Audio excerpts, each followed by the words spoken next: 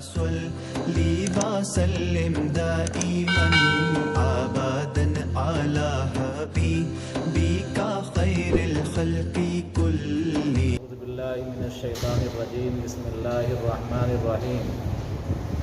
ونزل فی من حرم السوائب ونحوها یا ایہا الناس کلوا مما فی الارض حلالا طیبا ولا تتبعوا خطوات الشیطان انہ لکم عدو مبین.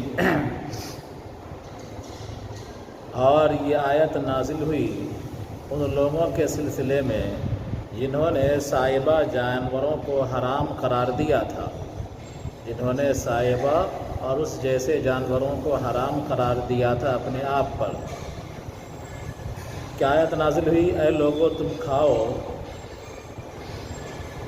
ان چیزوں میں سے، اے لوگو تم کھاؤ مما فی الارض حلالا، زمین کی حلال چیزوں کو، پاکیزہ چیزوں کو، اور تم شیطان کے نقش قدم کی یا شیطان کے راہوں کی پیروی نہ کرو، یعنی اس کے زینت کی چیزوں کی، سواری ہوئی چیزوں کی پیروی نہ کرو. بلا شبہ وہ تمہارا کھلا ہوا دشمن ہے، بلا شبہ وہ تمہارا کھلا ہوا دشمن ہے. سائبہ کہا جائے گا ایسی اٹھنیوں کو جسے بتوں کے نام پر آزاد چھوڑ دیا جائے، ایسی اٹھنیوں کو جسے بتوں کے نام پر آزاد چھوڑ دیا جائے. عرب کے لوگ عام طور پر جانوروں کو بتوں کے نام پر چھوڑ دیا کرتے تھے. آج بھی وہ رسم دنیا کے اندر باقی ہیں. لوگ سانڈوں کو اور بوتوؤں کو کیا کرتے ہیں؟ بتوں کے نام پر کان کاٹ کر کے چھوڑ دیا کرتے ہیں یا دم کاٹ کر کے چھوڑ دیا کرتے ہیں، ہے نا. تو عربوں کا یہ معمول تھا کہ وہ ایسے بتوں کے نام پر آزاد کردہ جانوروں کا استعمال ممنوع سمجھتے تھے، ہے نا. کیا سمجھتے تھے؟ ممنوع سمجھتے تھے. گویا کہ انہوں نے بتوں کے نام پر وقف کر دیا اس جانور کو، اب استعمال نہیں کر سکتے تھے، اس کا دودھ بھی استعمال نہیں کرتے، اس کو کھا بھی نہیں سکتے تھے، ہے نا. یہ ان کے یہاں رسمیں تھیں، جاہلیت کی رسمیں. تو دیکھو، اور یہ آیت نازل ہوئی ان لوگوں کے سلسلے میں جنہوں نے سائبہ جانوروں کو حرام قرار دیا تھا، سائبہ جانوروں کو حرام قرار دیا تھا. اور اے لوگو تم کھاؤ زمین کے پاکیزہ اور حلال چیزوں کو، زمین کی پاکیزہ اور حلال چیزوں کو. حلالاً یہ حال ہے. کیا ہے؟ یہ حال ہے. ذوالحال کون ہے؟ مما فی الارض. ذوالحال کون ہے؟ مما فی الارض. یہ ظرف مستقر ہو کر کے ذوالحال بنے گا اور حلالاً کیا ہو جائے گا؟ حال ہو جائے گا. اور اس کی صفت ہے طیباً. حلالاً کی صفت کیا ہے؟ طیباً ہے. اب سوال یہ پیدا ہوا کہ جب حلال میں طیب تو داخل تھا، جو بھی حلال ہوگا وہ طیب ہوگا، وہ پاکیزہ ہوگا. غیر طیب حلال ہو ہی نہیں سکتا ہے، غیر طیب حلال ہو نہیں سکتا ہے، اور حلال غیر طیب نہیں ہو سکتا. سمجھا؟ تو جو بھی حلال ہے وہ طیب ہے. تو حلال میں طیب داخل ہی تھا، تو پھر الگ سے طیباً کہنے کی ضرورت کیا ہے؟ تو فرمایا یہ صفت ہے حلال ان کی اور مؤکدہ ہے. کیا ہے یہ؟ مؤکدہ ہے. مؤکدہ جو ہوتی ہے تو اس کا مطلب کیا ہوتا ہے کہ پہلے سے وہ چیز ثابت ہی ہے نا، تاکید کے لیے. کس کے لیے؟ تاکید کے لیے. گویا کہ یہ طیباً حلال ان کی تاکیدی صفت ہے. کس کے؟ اعتراض کے لیے نہیں، قید اعتراضی نہیں ہے، اتفاقی ہے اور تاکیدی ہے. اتفاقی اور تاکیدی ہے. او مستلزن، یا جو لذیذ ہو. کیا ہو؟ لذیذ کے معنی میں. کس کے؟ لذیذ کے معنی میں ہے، یعنی جس کو انسان لذیذ سمجھتا ہے. تو حلال، پاکیزہ اور لذیذ. تو لذیذ جس کو سمجھتا ہے. بعض لوگوں نے کہا ہے کہ حلالاً جو ہے کلو کا مفعول ہے. کیا ہے؟ حلالاً کیا ہے؟ کلو کا مفعول ہے. سمجھا؟ کلو کا کیا ہے؟ مفعول ہے. بعض لوگوں نے یہ مانا ہے، اور مفعول ڈائریکٹ نہیں ہے بلکہ یہ ذوالحال مؤخر ہے اور مما فی الارض حال مقدم ہے، اور حال ذوالحال سے مل کر کے کلو کا مفعول ہے. تو ان کے پر سوال ہوگا کہ بھائی جب یہ حال ذوالحال کی ترکیب ہے تو ذوالحال تو پہلے آتا ہے، حال بعد میں آتا ہے، تو حال اگر نکرہ ہو، ذوالحال اگر نکرہ ہو تو حال کو مقدم کیا جا سکتا ہے۔ تو حلالا نکرہ ہے، ذوالحال ہے، تو مما فی الارض کیا ہو جائے گا؟ حال ہو جائے گا۔ آیا سمجھ میں؟ دونوں بات سمجھ میں آ گئی؟ کلو مما فی الارض حلالا طیبا میں ایک ترکیب کیا ہے کہ کلو سے مما فی الارض جو ہے یہ ذوالحال ہے، مما فی الارض ظرف مستقر ہو کر کے ذوالحال اور حلالا حال، ٹھیک ہے۔ دوسری ترکیب کیا ہے؟ مما فی الارض ذوالحال مقدم اور حلالا حال، ذوالحال مقدم اور حلالا، یہ ذوالحال مقدم کہتے ہیں، حال مقدم، حال مقدم، اور حلالا کیا ہے؟ ذوالحال مؤخر، ذوالحال مؤخر ہے نا۔ تو یہ ترکیب چلے گی، سمجھا؟ تو اس لیے کیا ہے مقدم کیا گیا، اس لیے کہ ذوالحال کیا ہے؟ نکرہ ہے، حال کو مقدم اس لیے کیا گیا کہ ذوالحال نکرہ ہے۔ تو ایک ترکیب کیا ہوئی؟ مما فی الارض ظرف مستقر ہو کر کے ذوالحال اور حلالا حال، اور بعض لوگوں کے اعتبار سے ترکیب کیا ہوئی کہ مما فی الارض حال مقدم اور حلالا ذوالحال مؤخر۔ اس پر سوال ہوا کہ بھائی ایسا کیوں؟ تو جواب دیا گیا کہ ذوالحال اگر نکرہ ہو تو حال کو مقدم کیا جاتا ہے۔ بات ختم ہوئی۔ پہلی ترکیب کے اعتبار سے طیباً کیا ہے؟ حلال کی صفت ہے نا۔ اب سوال یہ پیدا ہوا کہ جب حلال کی صفت ہے طیبہ، تو طیبہ حلال میں داخل ہی ہے، الگ سے ضرورت کیوں پڑی؟ تو کہا کہ یہ قید احترازی نہیں ہے، صفت احترازی نہیں ہے، بلکہ صفت تاکیدی ہے اور صفت اتفاقی ہے، صفت تاکیدی ہے اور صفت اتفاقی ہے، یعنی یہ پاکیزہ جو ہے حلال کے اندر داخل ہی ہے، یا یہ قابل لذت کے معنی میں ہے، انسان جس سے لذت حاصل کرتا ہے، اس معنی میں طیب ہے۔ بات ختم ہوئی؟ آگے دیکھو، وَلَا تَتَّبِعُوا خُطُوَاتِ الشَّيْطَانِ، یہ اس معنی کر کیوں کہا؟ مستلزم کیوں نکالا؟ اس لیے کہ حلال چیزیں تو ایسی بھی ہوتی ہے، حلال چیزیں تو ایسی بھی ہوتی ہے جو لذت والی نہیں ہوتی، کڑوی ہوتی ہے، کسیلی ہوتی ہے۔ بہت ساری چیزیں حلال ہیں جو کڑوی ہوتی ہیں، کسیلی ہوتی ہیں، بعض کھیرا ہے، ککڑی ہے، تیتا ہوتا ہے، تیکھا ہوتا ہے، لیکن حلال تو وہ بھی ہے، سمجھا؟ تو مستلزم نکال کر کے بتلا دیا کہ یہاں پر حلال سے مراد پاکیزہ کے ساتھ لذت بھی ہے، کیا ہے؟ لذت والی چیز بھی ہے۔ وَلَا تَتَّبِعُوا خُطُوَاتِ الشَّيْطَانِ، اور تم شیطان کے نقش قدم کی پیروی نہ کرو، اے تزینہ، یعنی شیطان کے مزین کردہ چیزوں کی یا اس کے پر رونق دکھلائے ہوئے راستوں کی پیروی نہ کرو، انہ لکم عدو مبین، یقیناً وہ تمہارا کھلا ہوا دشمن ہے، یقیناً وہ تمہارا کھلا ہوا دشمن ہے۔ آگے دیکھیے، تزینہ نکال کر بتلا دیا، ترک نکال کر بتلا دیا کہ خطوات الشیطان، شیطان سے پہلے مضاف کیا ہے اس کا؟ محذوف ہے، ترک۔ انہ لکم عدو مبین، بلا شبہ کیا ہے؟ تمہارا وہ کھلا ہوا دشمن ہے۔ مبین کا مطلب بین العداوت، جس کی عداوت بالکل ظاہر ہو، جس کی عداوت بالکل ظاہر ہو اور کھلی ہوئی ہو، اس کو کہا جائے گا عدو مبین، عدو مبین۔ انما یأمرکم بالسوء والفحشاء، یقیناً شیطان تم کو حکم دیتا ہے گناہ کے کاموں کا، والفحشاء، اور شرعی طور پر انتہائی برے کاموں کا، انتہائی قبیح کاموں کا۔ سو سے مراد اسم، جنرل گناہ، سو سے مراد جنرل گناہ، اور فحشاء سے مراد انتہائی قبیح گناہ، زنا کے قبیل کا گناہ ہے نا، فحش بات، فحش کام۔ تو بلا شبہ شیطان تم کو حکم دیتا ہے برے کاموں کا اور انتہائی شرعی طور پر انتہائی قبیح کاموں کا، اور شیطان تم کو یہ بھی حکم دیتا ہے کہ تم اللہ پر وہ بات کہو جو تم جانتے نہیں ہو۔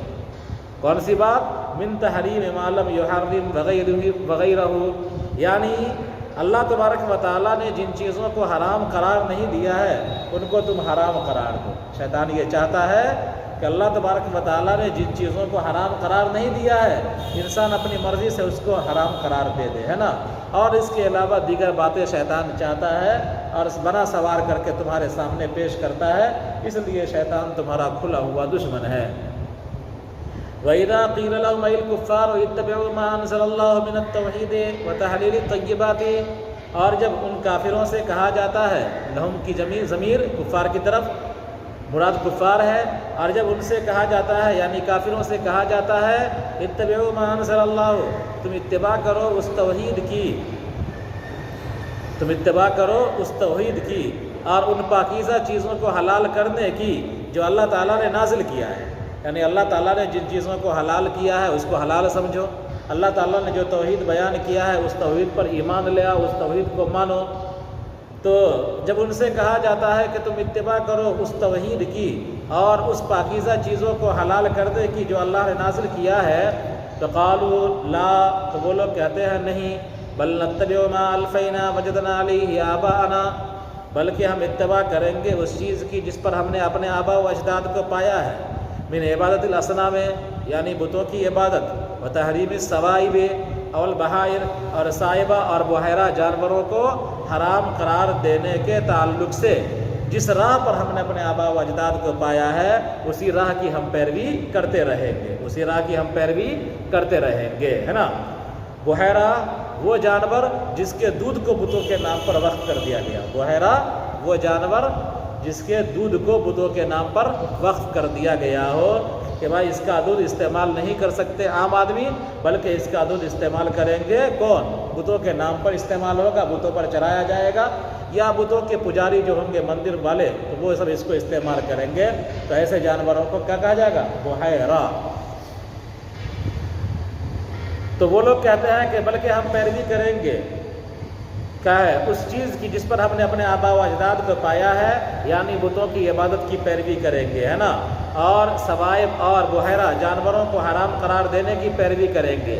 قال تعالی، اللہ تبارک و تعالیٰ نے فرمایا، ایتبعونہم ولو کان آباؤہم لا یعقلون شیئا من امر الدین، کیا وہ لوگ ان کی پیروی کرتے رہیں گے اگرچہ ان کے آباء و اجداد دین کے معاملے میں کچھ بھی نہ سمجھتے ہوں اور حق کی راہ نہ پائے ہوں، یعنی اگر ان کے آباء و اجداد سری گمراہی میں ہوں پھر بھی یہ اندھی تقلید کرتے رہیں گے، اور حق کو ان کے آباء و اجداد جانتے بھی نہیں ہوں، دین کے معاملے میں جانتے بھی نہ ہوں، پھر بھی یہ ان کی پیروی کرتے رہیں گے، ان کو ایسا نہیں کرنا چاہیے۔ والحمزۃ للانکار، انکار حمزہ استفہام میں انکار کا ہے، کس کا ہے؟ حمزہ انکار کے لیے ہے، استفہام برائے انکار ہے۔ کون سا حمزہ؟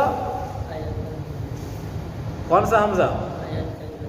ایتبعوہم، ہے نا، تو یہ حمزہ کیا ہے؟ برائے انکار کا ہے، انکار کے لیے ہے۔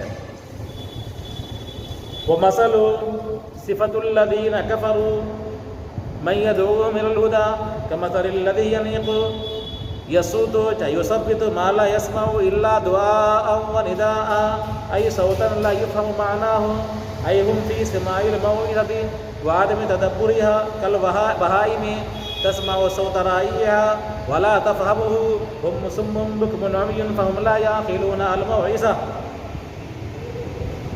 اور ان کافروں کی مثال اور ان لوگوں کی جو ان کو ہدایت کی طرف بلاتے ہیں، ایک طرف کفار ہیں اور ایک طرف ان کو پکارنے والے، ہدایت کی طرف بلانے والے نبی اور اصحاب نبی ہیں، ہے نا، تو ان دونوں کی مثال کیسی ہے؟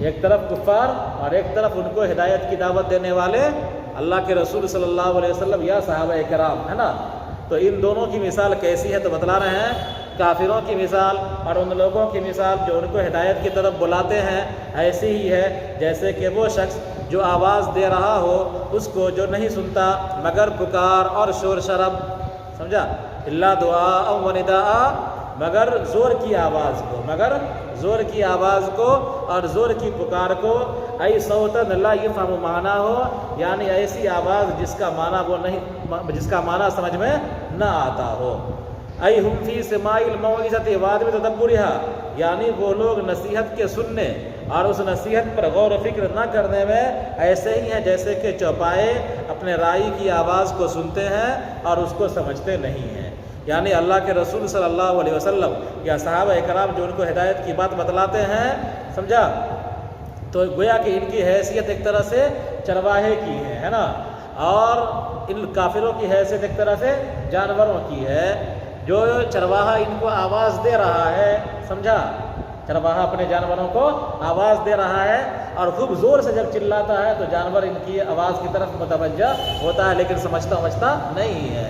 تو وہی حال ہے ان کا، ان کافروں کا، کہ ان کو ہدایت کی آواز لگائی جا رہی ہے، ہدایت کی طرف بلایا جا رہا ہے، لیکن حال یہ ہے کہ ہدایت کی باتوں میں یہ غور و فکر نہیں کرتے، تدبر نہیں کرتے، اور ان کو قبول کرنے کی نیت سے سنتے بھی نہیں ہے۔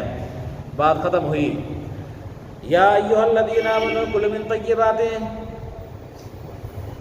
من طیبات ما رزقناکم ای حلالات ما رزقناکم واشکروا للہ ما حل لکم ان کنتم ایاہ تعبدون۔ اے ایمان والو، تم کھاؤ پاکیزہ چیزوں کو، یعنی حلال چیزوں کو جو ہم نے تم کو دیا ہے، اور تم شکر کرو اللہ کا ان پر جو اس نے تمہارے لیے حلال کیا ہے، کھانے کے پینے کی چیزیں جو حلال تمہارے لیے اگائی ہیں، بنائی ہیں، اس پر تم اللہ کا شکریہ ادا کرو۔ ان کنتم ایاہ تعبدون، اگر تم ایک خدا کی پرستش کرتے ہو، تم اس اللہ کی عبادت کرتے ہو تو۔ انما حرم علیکم المیتۃ والدم ولحم الخنزیر وما اہل به لغیر اللہ فمن اضطر غیر باغ ولا عاد فلا اثم علیہ ان اللہ غفور رحیم۔ پہلے ترجمہ دیکھ لیں آیت کا۔ اے ایمان والو، تم کھاؤ، یقیناً حرام قرار دیا اس نے تم پر مردار کو، والدم اور دم مسفوح کو، ولحم الخنزیر خنزیر کے گوشت کو، وما اہل به لغیر اللہ اور ان جانوروں کو جس کو غیر اللہ کے نامزد کر دیا گیا ہو، فمن اضطر جو مجبور کر دیا جائے اس کے کھانے پر تو اس پر کوئی حرج نہیں کھانے میں، بلا شبہ اللہ غفور ہے اور رحیم ہے۔ یہ تو آیت کا ترجمہ ہو گیا۔ اب تشریح دیکھیے۔ انما حرم علیکم المیتۃ، اللہ نے تم پر حرام قرار دیا ہے مردار کو۔ تو مردار کو حرام قرار دینے کا مطلب کیا ہے؟ مردار کو چھونا یا اس کو گھر میں رکھنا نہیں، بلکہ مراد کیا ہے؟ اس کا کھانا۔ مردار کا کھانا تمہارے لیے کیا ہے؟ حرام ہے۔ ازل کلام فیہ، ایسا کیوں کہہ رہے ہیں ہم؟ مردار سے مراد مردار کا کھانا کیوں؟ ایسا اس لیے کہہ رہے ہیں کہ کلام اسی سلسلے میں چل رہا ہے۔ کس سلسلے میں؟ کھانے کے سلسلے میں گفتگو چل رہی ہے، ورنہ مردار کے چمڑے کو اگر دباغت دے دیا جائے تو وہ کیا ہے؟ پاک ہو جاتا ہے نا۔ تو اس لیے مردار سے مراد یہاں پر مردار کا کھانا ہے نا۔ وَكَذَا مَا بَعْدَهَا، اور ایسے ہی اس کا ماں بعد، اور ایسے ہی اس کا ماں بعد، اس کے علاوہ، وہی مَا لَمْ تُذْكَرْ شَرْعًا، اور وہ ہے جس کو شرعی طور پر ذبح نہ کیا گیا ہو، یعنی ایسا جانور بھی مردار کے حکم میں ہے اور ایسے جانوروں کا کھانا حرام ہے جس کو شرعاً ذبح نہ کیا گیا ہو بلکہ جھٹکا دے کر مار دیا گیا ہو، گلا گھونٹ کر کے مار دیا گیا ہو، تو ایسے جانور کا کھانا بھی کیا ہے؟ حرام ہے۔ وَأُلْحِقَ بِهَا بِالسُّنَّةِ، اور اسی کے ساتھ لاحق کیا گیا ہے حدیث کے ذریعے سے جانور کے اس زندہ جانور کے اس ٹکڑے کو جس کو جدا کر دیا گیا ہو۔ سمجھا؟ کوئی جانور ہے زندہ ہے، اس میں سے گوشت کاٹ کر کے الگ کر دیا گیا اور پھر اس گوشت کا لوگ کباب بنا کر کے کھا رہے ہیں، جانور ابھی زندہ ہے۔ جانور کیا ہے؟ زندہ ہے، تو یہ بھی حرام ہے۔ آیا سمجھ میں؟ جانور، جس زندہ جانور کے بوٹیوں کو الگ کر دیا گیا ہو یا اس کا کچھ حصہ الگ کر دیا گیا ہو، جانور ابھی زندہ ہو، تو وہ جانور کا کھانا بھی کیا ہو جائے گا؟ حرام ہو جائے گا۔ وَخُصَّ مِنْهَا السَّمَكُ وَالْجَرَادُ، اور اس سے خاص کیا گیا کیا ہے؟ ٹڈی اور مچھلی کو خاص کیا گیا، اس میں سے کس کو؟ ٹڈی کو اور مچھلی کو، ہے نا۔ تو مچھلی مردار بھی کیا ہے؟ جائز ہے۔ پانی میں سے مچھلی نکل گئی ہو اور وہ مر گئی ہو تو اس کا کھانا بھی کیا ہے؟ جائز ہے۔ اور اسی طرح کیا ہے؟ ٹڈی بھی جائز ہے، اس کو ذبح وبح کرنے کی ضرورت نہیں ہے نا۔ تو مچھلی زندی تالاب سے نکالیے اور مر جائے تو مچھلی مردہ ہو وہ بھی کھانا جائز ہے۔ ٹڈی آپ نے پکڑ لیا، سمجھا، اور وہ مر گئی ٹڈی، اس کا کھانا بھی جائز ہے۔ تو ان سب کو ذبح کرنے کی ضرورت نہیں ہے، بغیر ذبح کے مچھلی اور ٹڈی کو کھایا جا سکتا ہے۔ تو میتہ کے عموم سے سمک اور جراد کو خاص کر دیا گیا ہے نا۔ تو اصول فقہ کے اعتبار سے میتہ کیا ہو گیا؟ عام مخصوص عن البعض ہو گیا۔ والدم، اور دم کو یعنی خون کو حرام قرار دیا۔ دم سے مراد دم مسفوح کو، جیسا کہ سورہ انعام کے اندر آئے گا۔ ولحم الخنزیر، اور خنزیر کے گوشت کو بھی حرام قرار دیا گیا ہے نا۔ اب سوال یہ ہوا کہ خنزیر کا تو پورا اجزا حرام ہے، تو گوشت کی خصوصیت کیوں؟ تو خص اللحم، لحم کو اس لیے خاص کیا گیا، اس لیے کہ خنزیر کا اعظم مقصود وہی ہے، کیا ہے؟ گوشت ہی ہے، سمجھا؟ جانور کا سب سے بڑا مقصد کیا ہوتا ہے؟ گوشت ہی ہوتا ہے، اس لیے گوشت کا ذکر کیا گیا۔ وغیرہ تبون لہو، اور خنزیر کے گوشت کے علاوہ جو دیگر چیزیں ہیں، سمجھا، وہ سب کیا ہیں؟ اس کے تابع ہیں، ہے نا؟ نوس سیرہ وغیرہ، اجری وغیرہ سب کیا ہو جائے گا؟ اس کے تابع ہو جائے گا گوشت کے۔ تو گوشت کو ذکر کیا گیا، ورنہ تو خنزیر کا ناخن سے لے کر کے سر کا بال تک کیا ہے؟ حرام ہی حرام ہے۔ اس کا یہ مطلب نہیں سمجھنا چاہیے کہ خنزیر کا گوشت حرام ہے اور باقی خنزیر کا پایا یا خنزیر کا سیرہ کیا ہے؟ وہ حلال ہے، یہ نہیں سمجھنا۔ اسی وہم کو دور کر دیا، کیا کر دیا گیا؟ کہ خنزیر کے گوشت کا ذکر اس لیے کیا گوشت کا کہ گوشت اعظم مقصود ہے، کیا ہے؟ جانوروں کا مقصود اعظم گوشت ہے نا؟ وما اہل بہ لغیر اللہ، اور وہ جانور جس کو غیر اللہ کے نامزد کیا گیا ہو، ای ذبح علی اسم غیرہ تعالی، اللہ کے علاوہ کے نام پر ذبح کیا گیا ہو۔ والاحلال رفع الصوت، اور احلال رفع صوت کو کہتے ہیں۔ کانوا یرفعونہ عند الذبح لآلتہم، اہل عرب چاہے کفار اور مشرکین بتوں کا نام لیتے تھے اپنے معبودوں کا اس جانور کے ذبح کرنے کے وقت، ہے نا؟ اس لیے ایسے جانور کو جس پر غیر اللہ کا نام لیا گیا ہو اس کو کہا گیا اہل لغیر اللہ۔ کیا کہا گیا؟ اہل لغیر اللہ۔ عرب والے بتوں کے نام پر جب جانور ذبح کرتے تھے تو ان بتوں کا نام زور زور سے لیتے تھے۔ آج بھی ہمارے برادران وطن ہندو لوگ پوجا کرتے ہیں، اب کوئی چیز چڑھاتے ہیں تو اپنے بتوں کا نام زور زور سے لیتے ہیں نا، جے بجرنگ بلی، خوب زور سے نعرہ مارتے ہیں، ہے نا؟ تو اسی طرح وہ لوگ بھی اہل لغیر اللہ، اہل بہ لغیر اللہ، اسی کئی قسمیں ہیں، ہے نا؟ ایک قسم کہ غیر اللہ کے نام پر جانور کو چھوڑا گیا، غیر اللہ کے نامزد کیا گیا، غیر اللہ کے نام پر ذبح بھی کیا گیا، ہے نا؟ یعنی جانور کو غیر اللہ کے لیے چھوڑا گیا اور اسی جانور کو غیر اللہ کے نام پر ذبح کیا گیا، یعنی ذبح کرتے وقت بسم اللہ نہ پڑھ کے اسی کا نام لیا گیا، ذبح کرتے وقت بسم اللہ نہ پڑھ کے اسی کا نام لیا گیا، چاہے بت کا نام ہو، چاہے پیر کا ہو یا مزار کا ہو، ٹھیک ہے؟ یہ تو صراحتاً حرام ہے۔ ایک ہے یہ ہے کہ جانور کو چھوڑا گیا، چڑھایا گیا کسی مزار پر، کسی بت پر، لیکن ذبح کرتے وقت وہ اللہ کا نام لیا گیا۔ کیا کیا گیا؟ اللہ کا نام لیا گیا، ہے نا؟ پہلے سے نامزد کر دیا گیا کہ یہ مزار پر ہم نے چڑھا دیا، ہم نے مزار پر چڑھا دیا، سمجھا؟ اور پھر کیا کر دیا؟ جب ذبح کیا گیا تو بسم اللہ پڑھ کر کے ذبح کیا گیا، یہ جانور بھی حرام کیا ہو جائے گا؟ جانور بھی اہل لغیر اللہ میں داخل ہو جائے گا، ٹھیک ہے؟ تیسری صورت یہ ہے کہ کیا ہے کہ ایک جانور کو کیا ہے؟ غیر اللہ کے نام پر نہ چڑھایا گیا اور نہ غیر اللہ کے نام پر ذبح کیا گیا، نہ غیر اللہ کے نام پر ذبح کیا گیا نہ غیر اللہ کے نام پر چڑھایا گیا، سمجھا؟ بلکہ کیا کیا گیا کہ ان جگہوں پر لے جا کر کے اللہ کے نام سے ذبح کیا گیا، ان جگہوں پر لے جا کر کے اللہ کے نام سے ذبح کیا گیا، سمجھا؟ تو یہ بھی جانور کیا ہو جائے گا؟ مکروہ ہو جائے گا۔ کیا ہو جائے گا؟ مکروہ ہو جائے گا۔ تو کئی شکلیں ہوئیں کہ ایک شکل تو یہ ہوئی کہ غیر اللہ کے نامزد بھی کیا گیا، غیر اللہ کے نام پر ذبح بھی کیا گیا، ذبح کرتے وقت اللہ کا نام نہ لیا گیا، ہے نا؟ یہ صراحتاً حرام ہے۔ ایک یہ ہے کہ نامزد تو کیا گیا مزار وزار کے نام پر، ہے نا؟ کہ یہ ہم نے شیخ صدو کا خصی، سمجھا؟ عبد القادر جیلانی کے نام کا مرغا، اس طرح کر کے نامزد کیا گیا، لیکن وہ ذبح کیا گیا اللہ کا نام لے کر کے، یہ بھی کیا ہو جائے گا؟ حرام ہو جائے گا، ہاں۔ اور ایک صورت کیا ہوئی کہ غیر اللہ کا ذبح کرنے کے وقت نام بھی نہیں لیا گیا اور غیر اللہ پر چڑھایا بھی نہیں گیا، سمجھا؟ بلکہ کوئی تقریب ہے آپ کے یہاں، اس تقریب کی بنیاد پر کیا ہے؟ جانور کو ذبح کر دیا گیا، اس میں کوئی دقت کی بات نہیں، کوئی مذائقہ کی بات نہیں ہے۔ چوتھی صورت اور بھی نکلے گی کہ غیر اللہ کے نام پر مٹھائی وٹھائی چڑھا دیا گیا، سمجھا؟ جس طرح مزارات پر چڑھاتے ہیں بتاشا وتاشا، تو یہ کیا ہے؟ یہ بھی مشترک علت کی وجہ سے، چڑھانے والی علت، چڑھانے والی علت، تو مشترکہ علت کی وجہ سے فقہاء نے اس کو بھی مکروہ قرار دیا ہے، بعض نے اس کو بھی حرام قرار دیا ہے نا؟ تو یہ سب شکلیں ہیں کا اہل لغیر اللہ کی۔ اب دیکھیے یہاں پر جو مقصود ہے وہ کیا ہے کہ وہ جانور جس کو غیر اللہ کا نام لے کر کے ذبح کیا گیا ہو، ان جانوروں کا کھانا کیا ہے؟ حرام ہے۔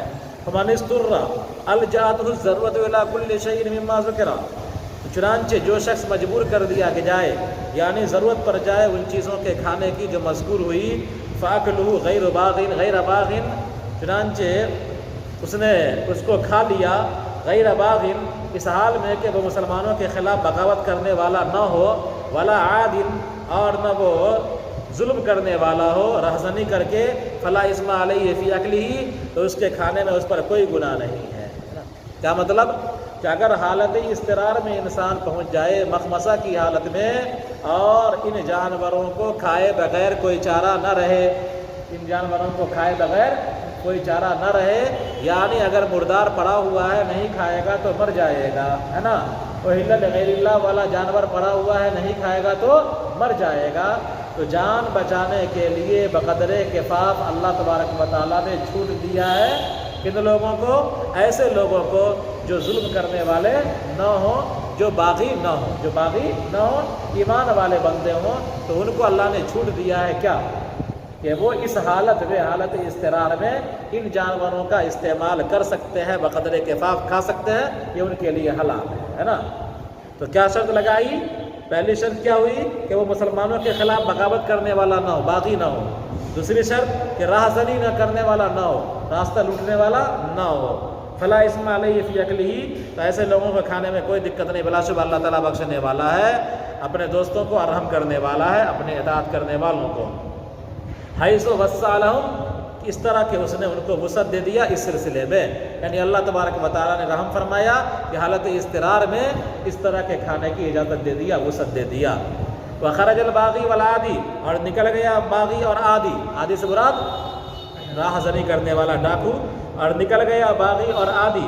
وَيُلْحَقُ بِهِمَا كُلُّ عَاصٍ بِسَفَرِهِ اور لاحق ہو کیا جائے گا ان دونوں کے ساتھ ہر اس شخص کو جو اپنے سفر میں گنہگار ہو، جیسے کہ بھگورا غلام اور چنگی وصول کرنے والا، ہے نا۔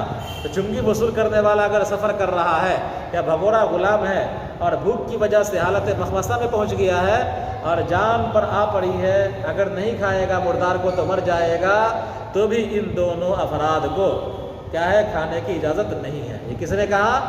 صاحب جلالین یہ فرماتے ہیں کیا کہ عابد اور بھگورا غلام، یعنی جو آدمی گناہ کا سفر کر رہا ہے، گناہ کرنے کے لیے سفر کر رہا ہے، اس کو یہ فیسلٹی حاصل نہیں ہے، سمجھا؟ اس کو یہ فیسلٹی حاصل نہیں ہے۔ کس نے کہا؟ علامہ جلال الدین سیوطی رحمۃ اللہ علیہ نے۔ فلا یحل لهم اکل شیء لہذا حلال نہ ہوگا ان کے لیے ان میں سے کچھ کھانا، ما لم یتوبوا جب تک کہ وہ توبہ نہ کریں اپنے عمل سے۔ کون عمل سے؟ ظلم والے عمل سے اور بغاوت والے عمل سے یا چنگی والے عمل سے یا گناہ والے عمل سے توبہ اگر نہیں کرتے ہیں اور حالت اضطرار میں پہنچ جاتے ہیں تو کھانا جائز نہیں۔ اگر توبہ کر لیتے ہیں اور حالت اضطرار میں پہنچ جاتے ہیں تو ان کے لیے کھانا کیا ہو جائے گا؟ جائز ہو جائے گا۔ وعلیہ الشافعی یہی مسلک ہے امام شافعی رحمۃ اللہ علیہ کا۔ ابو حنیفہ رحمۃ اللہ علیہ کا مسلک یہ ہے کہ حالت سفر میں وہ تمام احکام کیا ہے مل جائیں گے، حالت سفر میں وہ تمام احکام لاگو ہوں گے مسافر پر، سمجھا؟ حالت سفر میں وہ تمام احکام مسافر پر لاگو ہوں گے جو عام طور پر لاگو ہوتے ہیں، خواہ وہ سفر اس کا نیکی کے کام کا ہو، خواہ وہ سفر اس کا بدی کے کام کا ہو۔ لہذا اگر چوری کرنے کے لیے بھی جاتا ہے اور مدت مسافت پر ہے تو وہ قصر کر سکتا ہے، اگر متقی چور ہے تو کیا ہے؟ اگر متقی چور ہے، نمازی چور ہے تو وہ قصر کر سکتا ہے نا۔ اور اسی طرح اس کو رمضان میں روزہ کی اجازت نہ رکھنے کی اجازت مل سکتی ہے نا۔ اسی طرح اس سفر میں اگر اس کو ضرورت پڑ جائے مردار کے کھانے کی تو اس کو اجازت دی جا سکتی ہے نا۔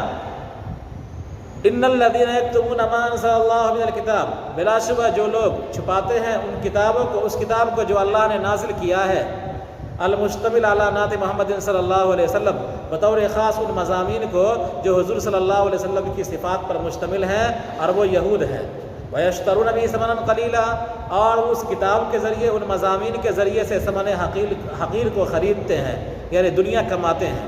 یَأْخُذُونَهُ بَدْلَهُ اس کے بدلے میں دنیا لیتے ہیں، من سفلتہم اپنے سے کمزور لوگوں سے، فَلَا يُظْهِرُونَهُ خَوْفَ فَوْتِهِ عَلَيْهِمْ اور ان صفات کو ظاہر نہیں کرتے ہیں دنیا کے فوت ہو جانے کے خوف سے۔ یعنی اگر ہم ان صفات کو بیان کریں گے تو سارے لوگ ایمان قبول کر لیں گے تو ہم کو ٹیکس کون ادا کرے گا، ہے نا، ہم کو ہدیہ اور چمانہ کے دے گا. تو اس خوف سے وہ لوگ کیا ہے، حضور کی صفات کو ظاہر نہیں کرتے، بیان نہیں کرتے ہیں. یہ کون لوگ ہیں؟ یہ یہود لوگ ہیں. وَيَشْتَرُونَ بِهِ ثَمَنًا قَلِيلًا أُولَٰئِكَ مَا يَأْكُلُونَ فِي بُطُونِهِمْ. یہی لوگ ہیں کہ یہ اپنے پیٹ میں انگارہ بھر رہے ہیں، نہیں کھا رہے ہیں اپنے پیٹوں میں مگر آگ، یعنی یہ انگارہ کھا رہے ہیں، آگ کھا رہے ہیں. لِأَنَّهَا مَآلُهُمْ، اس لیے کہ آگ ہی ان کا ٹھکانہ ہے. یعنی اللہ تبارک و تعالیٰ نے فرمایا کہ یہ اپنے پیٹ میں انگارہ بھر رہے ہیں، ما یعول کے اعتبار سے. کس اعتبار سے؟ ما یعول کے اعتبار سے کہ ان کے اس جرم کی سزا کیا ہے؟ جہنم ہے. تو گویا کہ یہ دنیا کما نہیں رہے بلکہ آگ کما رہے ہیں، جہنم کما رہے ہیں. دنیا کھا نہیں رہے بلکہ جہنم کھا رہے ہیں، ہے نا. تو یہ مجاز ہے. کیا ہے یہ؟ مجازن کھانے سے تعبیر کیا. وَلَا يُكَلِّمُهُمُ اللَّهُ يَوْمَ الْقِيَامَةِ غَضَبًا عَلَيْهِمْ، اور اللہ تبارک و تعالیٰ ان سے قیامت کے دن بات نہ کرے گا غصے کی وجہ سے. وَلَا يُزَكِّيهِمْ يُطَهِّرُهُمْ مِنْ دَنَسِ الذُّنُوبِ، اور ان کا تزکیہ نہیں کرے گا گناہوں کے میل سے، گناہوں کے میل کچیل سے ان کو پاک نہ کرے گا. وَلَهُمْ عَذَابٌ عَلِيمٌ، اور ان کے لیے دردناک عذاب ہے، یعنی جہنم کا عذاب. علیم بمعنی مولم. أُولَٰئِكَ الَّذِينَ اشْتَرَوُا الضَّلَالَةَ بِالْهُدَىٰ، یہی لوگ ہیں کہ انہوں نے گمراہی کو خریدا ہدایت کے بدلے. أَخَذُوهَا بَدْلَهُ، تو ایسی چیز ہے نہیں کہ خریدا جائے، تو مطلب کیا ہوا؟ أَخَذُوهَا بَدْلَهُ، گمراہی کو لیا ہدایت کے بدلے میں. دنیا میں ہدایت کو چھوڑ دیا اور گمراہی کو لے لیا. وَلَهُمْ وَالْعَذَابُ بِالْمَغْفِرَةِ، اور عذاب کو لے لیا، مغفرت کو چھوڑ دیا. عذاب کو لے لیا اور مغفرت کو چھوڑ دیا. المعدۃ لهم فی الآخرۃ، یعنی اس مغفرت کو جو ان کے لیے آخرت کے اندر تیار کیا گیا تھا اگر وہ اس کو نہ چھپاتے. یعنی ہر انسان کے دو ٹھکانے ہیں، ہر انسان کے دو ٹھکانے ہیں، ایک ٹھکانہ جنت میں اور ایک ٹھکانہ جہنم میں. اور انسان کی زندگی انہی ٹھکانوں کے حصول کا ذریعہ ہے. انسان اگر چاہے تو طاعت اور عبادت میں لگ کر کے جنت والا ٹھکانہ حاصل کر لے، اور اگر انسان چاہے تو نافرمانی میں لگ کر کے جہنم والا ٹھکانہ حاصل کر لے. تو ہر انسان کے لیے آخرت میں مغفرت ہے، سمجھا؟ اللہ تعالیٰ نے رکھا ہے ما یعول کے اعتبار. کس کے اعتبار سے؟ ما یعول کے اعتبار سے، سمجھا؟ اگر وہ مغفرت کی راہ اختیار کرے دنیا کے اندر، کتمان حق نہ کرتے تو یہ لوگ مغفرت کو پاتے. لیکن انہوں نے کتمان حق کیا تو مغفرت والی جو انعام تھا اللہ کا، مغفرت والا، یہ کیا ہو گیا؟ ان سے چھوٹ گیا، ہے نا.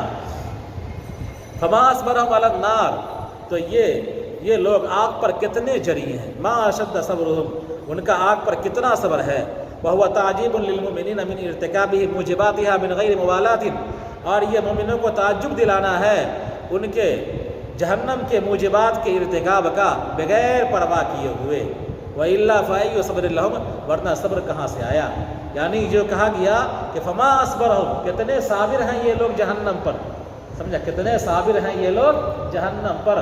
تو جہنم میں ان کو صبر کہاں سے آئے گا، سمجھا؟ جہنم میں صبر نام کی تو کوئی چیز نہیں، تو ان کو صبر کہاں سے آئے گا؟ تو بتلایا کہ یہ مومنوں کو تعجب دلانا ہے. کیا ہے؟ اللہ کے لیے تعجب نہیں ہے بلکہ ایمان والوں کو تعجب میں ڈالنا ہے کہ دیکھو یہ کافر لوگ جہنم پر کتنے جری ہیں، کتنے خطرناک چیزوں کو کیا ہے یہ زبردستی حاصل کر رہا ہے. کیا کر رہے ہیں؟ زبردستی حاصل کر رہے ہیں. کتنے جری ہیں یہ لوگ جہنم پر، ہے نا. تعجب کی بات ہے. کیا ہے یہ؟ تعجب کی بات ہے. تو ایمان والوں کو تعجب دلانے کے لیے کہا گیا ما اصبرهم، ورنہ جہنم کے اندر صبر کہاں سے آیا اور ان کو صبر کیسے آئے گا؟ اور صبر آئے گا تو کیا ہوگا ان کو؟ یہ تو ہمیشہ جہنم میں رہیں گے.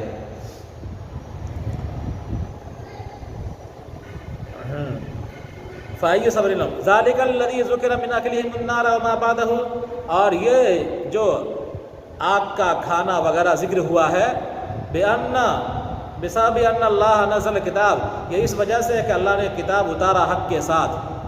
بالحق کا تعلق نزلہ سے ہے. فَمَا اخْتَلَفُوا فِيهِ، تو اختلاف کیا اس میں، حیث آمنوا ببعضہ، بئی طور کے ایمان لے آئے ان میں سے کچھ پر، وکفروا ببعضہ بکتمہ، اور انکار کیا بعض کا چھپا کر کے. وَإِنَّ الَّذِينَ اخْتَلَفُوا فِي الْكِتَابِ، یقیناً جن لوگوں نے اختلاف کیا کتاب کے اندر، ہم لفی شقاق بعید، یہ حق سے دور کے اختلاف میں پڑے ہوئے ہیں. تو فرمایا کہ آگ کھانے کا جو ذکر ہے، ان مجرموں کے آگ کے کھانے کا جو ذکر ہے، یا عذاب مولم کا جو ذکر ہے نا، یا آگ پر جو ان کی جرأت کا جو ذکر ہے تعجب میں ڈالنے کے لیے، تعجب دلانے کے لیے ایمان والوں کو، یہ اس وجہ سے ہے۔ اس کی وجہ کیا ہے؟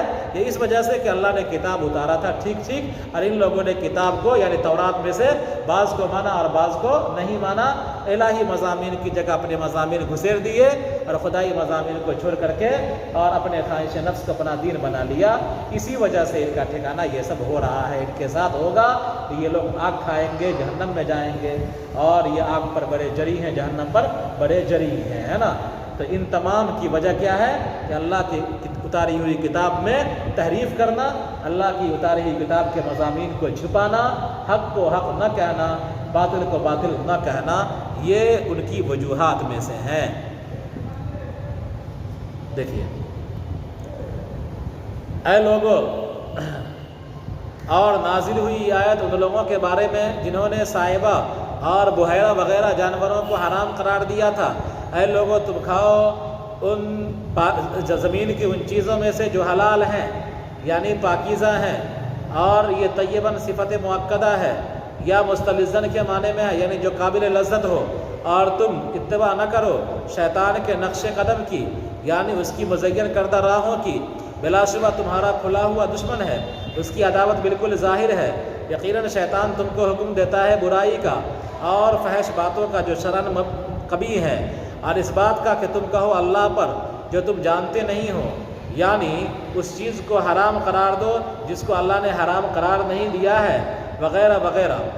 اور جب ان سے کہا جاتا ہے، کافروں سے کہا جاتا ہے کہ تم اتباع کرو اس توحید کی اور ان پاکیزہ چیزوں کو حلال کرنے کی جو اللہ نے اتارا ہے، تو وہ لوگ کہتے ہیں کہ نہیں، بلکہ ہم پیروی کریں گے اس چیز کی جس پر ہم نے اپنے آباء و اجداد کو پایا ہے، یعنی بتوں کی عبادت کی پیروی کریں گے، اور صائبہ اور بحیرہ جانوروں کو حرام قرار دینے کی پیروی کریں گے۔ صائبہ وہ اونٹنیاں جن کو بتوں کے نام پر وقف کر دیا گیا ہو، اور بحیرہ وہ جانور جن کے دودھ کو وقف کر دیا گیا ہو۔ اللہ تعالیٰ نے فرمایا کیا وہ ان کی اتباع کریں گے اگر وہ ان کے آباء و اجداد دین کے معاملے کی کچھ بات نہ سمجھتے ہوں اور نہ وہ حق کی طرف رہنمائی حاصل کرتے ہوں؟ حمزہ انکار کا ہے، ان کو ایسا نہیں کرنا چاہیے۔ اور کافروں کی مثال اور ان لوگوں کی مثال جو ہدایت کی طرف بلاتے ہیں ایسے ہی ہے جیسے کہ وہ شخص جو آواز دیتا ہے اس کو جو نہ سنتا ہے مگر پکار کو، مگر الا دعاء و نداء، مگر پکار اور آواز کو، یعنی ایسی آواز کو جس کا معنی سمجھ میں نہ آتا ہو۔ یعنی وہ لوگ یعنی کفار اور مشرکین نصیحت سننے میں اور اس میں غور و فکر نہ کرنے میں ایسے ہیں جیسے کہ چوپائے جو اپنے چرواہے کی آواز کو تو سنتے ہیں لیکن سمجھتے نہیں ہیں۔ وہ لوگ گنگے ہیں، وہ لوگ بہرے ہیں، گنگے ہیں اور اندھے ہیں، لہذا یہ نصیحت کی باتوں کو سمجھتے نہیں ہیں۔ اے ایمان والو، تم کھاؤ پاکیزہ چیزوں کو، یعنی حلال چیزوں کو جو ہم نے تم کو دیا ہے، اور اللہ کا شکریہ ادا کرو اس پر جو اس نے تمہارے لیے حلال کیا ہے اگر تم اس کی عبادت کرتے ہو۔ یقیناً اللہ نے تم پر حرام قرار دیا ہے مردار کو مطلب مردار کے کھانے کو، اس لیے کہ کلام کھانے کے سلسلے میں چل رہا ہے، اور ایسے ہی اس کے ماں بعد کو اللہ نے حرام قرار دیا ہے، اور وہ ہے جس کو شرعاً ذبح نہ کیا گیا ہو اور لاحق کیا گیا ہے کسی میتہ کے ساتھ حدیث کے ذریعے سے اس ٹکڑے کو جو زندہ جانور سے جدا کر دیا گیا ہو، اس ٹکڑے کو جو زندہ جانور سے جدا کر دیا گیا ہو، تلوار پھینک کر کے مارا اور جانور کا گوشت کٹ کے گر گیا اور اس کو اٹھا کر کے کباب بنا کے کھا رہے ہیں تو یہ حرام ہے۔ وَخُصَّ مِنْهَا السَّمَكُ وَالْجَرَادُ، اور اس میں سے چھانٹ دیا گیا، میتہ میں سے چھانٹ دیا گیا ٹڈی اور مچھلی کو اور دم مسفوح کو، جیسا کہ سورہ انعام کے اندر ہے، اور خنزیر کے گوشت کو۔ خنزیر کے گوشت کا بطور خاص ذکر کیا اس لیے کہ مقصود گوشت ہی ہوتا ہے، اور گوشت کے علاوہ دیگر چیز تو گوشت کے تابع ہوتی ہے، لہذا یہ نہ سمجھا جائے کہ خنزیر کا گوشت حرام ہے اور بقیہ چیزیں حلال ہیں، بلکہ خنزیر کے ناخن سے لے کر سر کے بال تک حرام ہی حرام ہیں۔ وما اہل بغیر اللہ، اور ان جانوروں کو جس کو غیر اللہ کے نامزد کر دیا گیا ہو، یعنی جو غیر اللہ کے نام پر ذبح کر دیا گیا ہو۔ اور احلال رفع صوت کو کہتے ہیں، احلال نام ہے رفع صوت کا، احلال کہتے ہیں آواز بلند کرنے کو۔ کفار مشرکین آواز بلند کرتے تھے ذبح کے وقت، اپنے بتوں کا نام بلند کرتے تھے ذبح کرنے کے وقت، تو جو کوئی مجبور کر دیا جائے یعنی ضرورت اس کو کھینچ کر لے آئے ان چیزوں کے کھانے پر جو مذکور ہوئیں، الا اکل کل شیء مما ذکر، ان چیزوں کے کھانے پر جو ذکر کی گئیں، تو فاکلہ، تو اس کا کھانا، چاہے فاکلہ کہو فاکلہ، تو اس نے کھا لیا اس حال میں کہ غیر باغن، کہ وہ بغاوت کرنے والا نہ ہو، ولا عادل، مسلمانوں کے خلاف، ولا عادل معتدٍ علیہم، مسلمانوں پر ظلم کرنے والا نہ ہو، بقطع الطریق، راہزنی کر کے، فلا اسم علیہ فی اکلہ، اس کے کھانے میں اس پر کوئی گناہ نہیں۔ بلا شبہ اللہ تبارک و تعالیٰ بخشنے والا ہے اپنے دوستوں کو، لأولیائہ رحیم بأہل طاعتہ، اور اپنے اطاعت کرنے والوں پر رحم کرنے والا ہے، اس طرح کہ اس نے ان کو اس سلسلے میں وسعت دے دیا، کس سلسلے میں؟ کھانے پینے کے سلسلے میں۔ اور باغی نکل گیا اور ظالم نکل گیا، اور لاحق کیا جاتا ہے ان دونوں کے ساتھ ہر اس شخص کو جو اپنے سفر میں گنہگار ہو، جیسے کہ بھگورا غلام اور چنگی وصول کرنے والا، ناحق مال وصول کرنے والا۔ لہذا حلال نہیں ہوگا ان کے لیے ان چیزوں میں سے کچھ کھانا، یعنی ان مردار میں سے کچھ کھانا، جب تک کہ وہ توبہ نہ کریں، اور اسی پر امام شافعی ہیں۔ بلا شبہ جو لوگ چھپاتے ہیں اس کتاب کو جو اللہ نے نازل کیا ہے، یعنی ان مضامین کو جو حضور اکرم صلی اللہ علیہ وسلم کی صفات پر مشتمل ہیں، اور وہ یہود ہیں، اور خریدتے ہیں اس کے ذریعے سے ثمن قلیل کو، یعنی دنیا کو، اور وہ اس کو لیتے ہیں اس کے بدلے، یعنی ثمن قلیل کو لیتے ہیں کتمان حق کے بدلے، ثمن قلیل کو لیتے ہیں کتمان حق کے بدلے اپنے کمزور طبقے کے لوگوں سے، لہذا اور اس کو ظاہر نہیں کرتے، حضور کی صفات کو ظاہر نہیں کرتے، دنیا کے اپنے اوپر فوت ہو جانے کے خوف سے۔ یہی لوگ ہیں جو نہیں کھاتے ہیں اپنے پیٹ میں مگر آگ، اس لیے کہ ان کا ٹھکانہ یہی ہے، ان کا انجام آگ ہی ہے، اور اللہ ان سے بات نہ کرے گا قیامت کے دن اس غصہ کی وجہ سے، اور ان کو پاک نہ کرے گا گناہوں کے میل سے، اور ان کے لیے دردناک عذاب ہے، یعنی جہنم ہے۔ یہی لوگ ہیں کہ انہوں نے گمراہی کو خریدا ہدایت کے بدلے، یعنی گمراہی لے لیا ہدایت کے بدلے دنیا میں، اور عذاب کو لے لیا مغفرت کے بدلے، اس مغفرت کے بدلے جو ان کے لیے تیار تھی آخرت کے اعتبار سے۔ اگر یہ لوگ اس کو چھپاتے نہیں تو آخرت میں کیا کرتے؟ مغفرت پاتے، لیکن ان لوگوں نے کتمان حق کیا، اس وجہ سے آخرت کی مغفرت سے کیا ہو گئے؟ محروم کر دیے گئے۔ فما اصبرهم علی النار، یہ لوگ کتنے جری ہیں آگ پر، ما اشد صبرہم، کہ ان کا صبر کتنا شدید ہے۔ یہ تعجب دلانا ہے ایمان والوں کو ان لوگوں کے، ان کافروں کے بغیر پرواہ کے موجبات نار کا ارتکاب کرنے کی وجہ سے، موجبات نار، موجبات جہنم کا ارتکاب کرنے کی وجہ سے بغیر پرواہ کیے ہوئے، ورنہ کون سا صبر ہوگا ان کو۔ ذالک الذی ذکر من اخلہم النار، اور یہ وہ چیز جو ذکر کی گئی، یعنی ان کا جہنم، ان کا آگ کو کھانا، اما بعدہ، اور اس کے بعد جو عذاب شدید کا ذکر کیا گیا ہے، اس وجہ سے کہ اللہ نے کتاب اتارا حق کے ساتھ، بالحق کا تعلق نزلہ سے ہے، چنانچہ ان لوگوں نے اس میں اختلاف کیا، اس طرح کہ ایمان لے آئے بعض کتاب پر اور انکار کر دیا بعض کتاب کا۔ بلا شبہ جو لوگ اختلاف کرتے ہیں، جن لوگوں نے اختلاف کیا کتاب میں اس سلسلے میں، اور وہ یہود ہیں، اور کہا گیا ہے کہ مشرکین ہیں جو قرآن میں اختلاف کرتے تھے، بئی طور کہ بعض نے کہا کہ یہ شعر ہے، بعض نے کہا جادو ہے، بعض نے کہا کہ یہ کہانت ہے، لفی شقاق بعید، تو ایسا کہنے والے چاہے یہود ہوں یا ایسا کہنے والے مشرکین ہوں، کتاب اللہ میں اختلاف کرنے والے قرآن کریم میں چاہے یہود ہوں چاہے قرآن کریم میں اختلاف کرنے والے مشرکین ہوں، ہے نا۔ لفی شقاق بعید عن الحق، یہ حق سے دور اختلاف میں پڑے ہوئے ہیں، حق سے دور اختلاف میں پڑے ہوئے ہیں، ان کا اختلاف ان کو حق تک نہیں پہنچا سکتا ہے۔